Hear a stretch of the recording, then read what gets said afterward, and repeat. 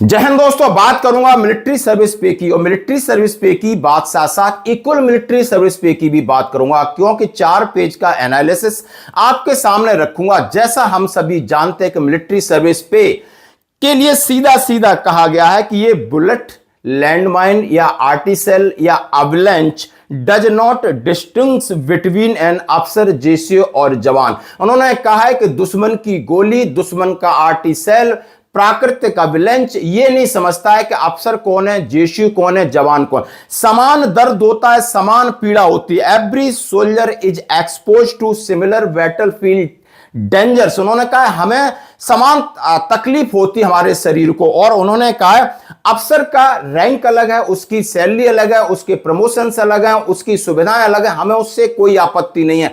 लेकिन जब हम वार में होते हैं, जब हम काउंटर टेररिस्ट ऑपरेशन में होते हैं, बॉर्डर पर डिप्लॉयमेंट होते हैं, हाई एल्टीट्यूड में होते हैं, जंगल वारफेयर में होते हैं या डिजर्ट वारफेयर में होते हैं, और समस्याएं हमारे सेम होती हैं, सेम चीजें होती हैं। यानी ये एक इस तरीके का मुआवजा है, इस तरीके की हमारी जिंदगी की कीमत है जिसको बराबर होना चाहिए। जिस तरीके से यदि हमें कोई तकलीफ है और हम मेडिसिन लेने जाएं तो अफसर को भी पैरासिटामोल मिलेगी और हमको भी पैरासिटामोल दी जाएगी। यहां पर भेदभाव नहीं होना चाहिए। तो उसी तरीके का एक ट्रीटमेंट है आपकी जिंदगी का। और इतना बड़ा भेदभाव कि आप अधिकारियों को आज के वर्तमान समय में 15,500, हद तो जब हो गई जब मिलिट्री नर्सिंग सर्विस वालों को आप हमसे 10,500 800 दे रहे हो, और हमारे सिपाही से लगाकर जो मैन रीढ़ की हड्डी हैं, जो मुख्य हैं, और जब जनरल साहब कह रहे हैं कि इक्विपमेंट कितने भी अच्छे हों, एआई आ जाए, टेक्निक आ जाए, आपके सोल्जर ट्रेंड होंगे, आपके सोल्जर के मोराल और मोटिवेशन पर लड़ाई निर्भर करेगी, युद्ध निर्भर करेगा। और यहां पर मोराल और मोटिवेशन इफेक्ट भी होता है, इसकी भी बात करूंगा। ये 4 पेज का एनालिसिस है। जैसे हम सभी जानते हैं कि अभी एक बहुत बड़ा ड्राफ्ट है एमओडी की तरफ से, वहां पर अफसर को 30,000 की बात की गई है, एमएनएस को 21,000 की बात की है, और जेसीयू जवान को आप समझ सकते हो। कहीं रिपोर्ट्स आ रही है कि जेसीयू को 18,000 कर दो, कहीं रिपोर्ट आ रही है कि जवान को 12,000 कर दो। लेकिन आखिर क्या होगा?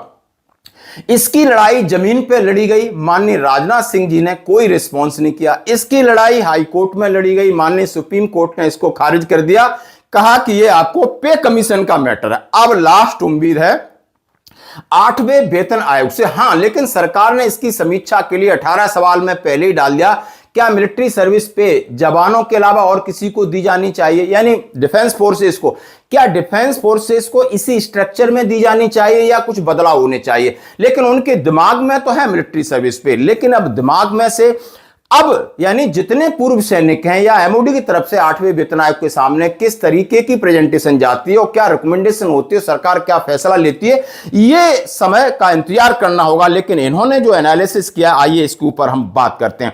8वें वेतन आयोग से पहले इक्वल एमएसपी का आंदोलन गति पकड़ रहा है, जेसीयू वार के लिए मजबूत समर्थन मिल रहा है। क्या समान एमएसपी मिलेगी, क्या यह वास्तविकता है? आइए इसी के ऊपर बात करें। सबसे पहले उन्होंने कहा है कि आखिर मिलिट्री सर्विस पे है क्या। Military service pay is special allowances granted only to defence personnel. Special allowance है हमारी वो जिंदगी और खतरों के लिए। अब खतरे कौन कौन से हैं? उन्होंने कहा अनलिमिटेड ऑफ लायबिलिटी, यहां यानी अनलिमिटेड लायबिलिटीज है, यानी आपको 24 घंटा हमेशा आपकी जान को खतरा है। ऑपरेशनल डिप्लॉयमेंट है, यहां पर आपको ऑपरेशनल डिप्लॉयमेंट है, वहां पर जान को खतरा है। हाई अल्टीट्यूड सर्विस, मौसम से आपकी जान को खतरा है। काउंटर इंसर्जेंसी ऑपरेशन, यानी आपको सीआई है तो उसके अंदर आपकी जान को खतरा है। कंटिन्यूस मिलिट्री रेडीनेस 24/7, आप इसी काम के लिए तैयार रहते हैं। सेपरेशन फ्रॉम फैमिली, आप अपने परिवार से दूर रहते हैं, यह आपका सेक्रीफाइस है। फ्रीक्वेंट ट्रांसफर, यानी आपको कहीं पीस नहीं है, आपको ईस्टर्न से गए नॉर्दर्न में, हमेशा आपको फ्रीक्वेंटली ट्रांसफर होता है। और कहा है restriction on fundamental rights applicable to civilian, यानी आपके लिए कोई फंडामेंटल राइट्स नहीं है। आप लड़ाई के लिए मना नहीं कर सकते, ऑपरेशन के लिए मना नहीं कर सकते हो, सीधे आपको सजा होगी, जेल होगी, और इससे बड़ी सजा हो सकती है। दुनिया में, देश में कोई ऐसा डिपार्टमेंट नहीं है, आप छुट्टी ले सकते हो, बहाना ले सकते हो, मना कर सकते हो, रिजाइन दे सकते हो, लेकिन यहां नहीं दे सकते। यहां आपकी अब मर्जी नहीं चलेगी। और यही इन सब चीजों को लेकर के हमारे सभी वेटरन्स यानी सैनिक कह नहीं सकते, जितने वेटरन्स हैं, जितने संगठनों ने कहा है हमें अधिकारी की चीजों से कोई दिक्कत नहीं है। उन्होंने कहा veterans are that will while basic salary, rank, pay, promotion, benefit जितना है वो सारा डिफर है, क्योंकि आपकी रैंक अलग है, आपकी रिस्पॉन्सिबिलिटी अलग है, आपकी पे अलग है, आपका खाना है, हमें इससे कोई दिक्कत नहीं। लेकिन the components mean to compensate military hardship and operation risk should not vary based on rank. और ये रैंक के हिसाब से मिलिट्री सर्विस पे में भेदभाव नहीं होना चाहिए और ये भेदभाव हम स्वीकार नहीं कर सकते। हाँ जी दोस्तों, ये है। और दूसरी major argument raise by veterans, उन्होंने क्या क्या कहा है इसके बारे में आपके सामने मैं रखना चाहता हूं। Equal operation risk should attacked equal MSP. उन्होंने कहा जब हमें इक्वल ऑपरेशन रिस्क सेम है तो एमएसपी सेम क्यों नहीं। MSP should remain distinct from rank based salary, यानी रैंक के हिसाब से एमएसपी का कोई लेना देना। Rank hierarchy and already reflected through, यानी जिसके पास रैंक है वो रैंक की पे ले रहे, रैंक की सुविधा ले रहे, उससे हमें कोई दिक्कत नहीं। MSP should specially compensate military hardship, यानी ये एक हमारे जिंदगी का एक जिस तरीके से हमारी ड्यूटी है उसका मुआवजा है, यानी इस तरीके से रखा है। आगे उन्होंने एक एसपी सिंह का जो केस था हाई कोर्ट का उसका हवाला दिया है और तमाम उन्होंने कहा है कि विदेश में क्या मतलब बाकी कंट्रीज में क्या चल रहा है इसका हवाला दिया है। और साथ साथ ही क्या है कि आखिर 8वें वेतन आयोग से हमें इसके लिए क्या उम्मीद है ये भी बात कही।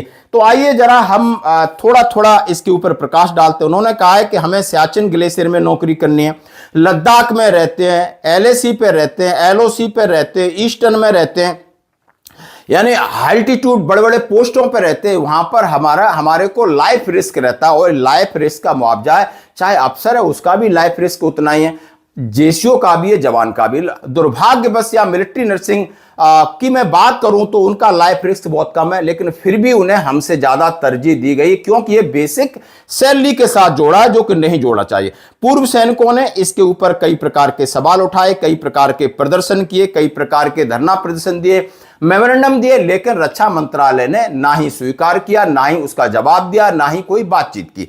अब यह बात आती, उन्होंने कहा है कि जिस तरीके से विदेशों में क्या होता है, उन्हें एक चार्ट भी निकाला है। हाँ जी दोस्तों, जैसा कि आप देख सकते हो, मैं आपके सामने दिखा रहा हूं कि यानी किसी भी कंट्री में ऐसा भेदभाव नहीं है, हर कंट्री वहां पर आपको जिस तरीके का ये बराबर देती है। और ये चार्ट आपके सामने आप ये देख सकते हो, उसमें लिखा है, इन्होंने इंग्लैंड की बात की है, यूएसए की बात की और दूसरी कंट्रीज की बात की है। यूएस और यूके के मॉडल को उन्होंने कहा है वहां पर आपको बराबर मुआवजा दिया जाता है, ये भी इसके अंदर डाला है।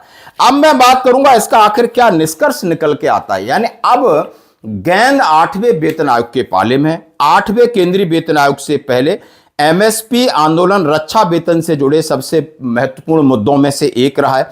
इसमें मूल में सैन्य सेवा वेतन मिलिट्री सर्विस का उद्देश्य को लेकर एक बहस हुई है और इसमें कहा यह पद और रैंक के हिसाब से नहीं होना चाहिए और ये जोखिम और कठिनाइयों की भरपाई के लिए दिया जाता है और ये सेम है।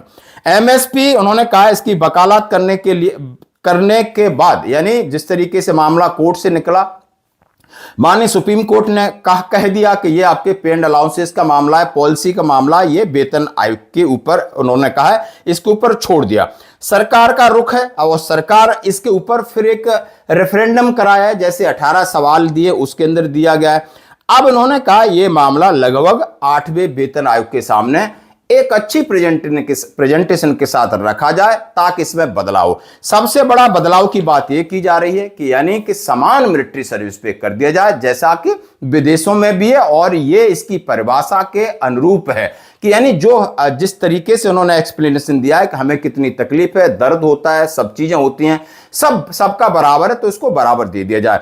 अब एमओडी की तरफ से इसको फिर भी 4 कैटेगरियों में डाला गया है और उन्होंने अफसर के लिए, एमएनएस के लिए फिर ऊपर रखा है और जेएसयू जवान को फिर नीचे रखा है। क्या हमें न्याय मिलेगा?